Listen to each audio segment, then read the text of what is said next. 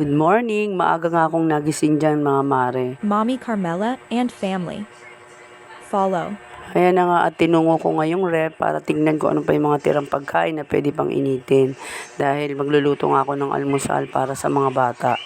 Ayan na nga at naisipan ko na ilabas na lamang ang saging at mag-fried ng egg.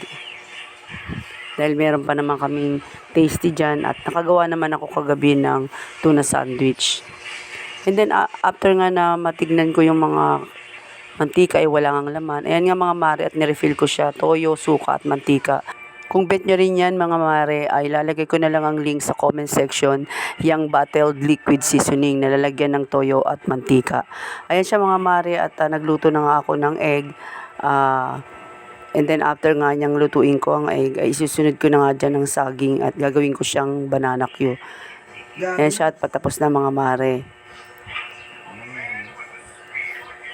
Ayan na nga at binabananaki ko na yan. Prinito ko muna yan mga mare after ay gumawa ko ng arnibal na sugar and then nilagay ko na nga yung saging para maging bananaki na nga siya. After ko nga yan mga maring maluto ay naghain na nga ako mga mare at kumain na nga kami. Yan lang po muna mga maring aking videos. Thank you for watching. Bye!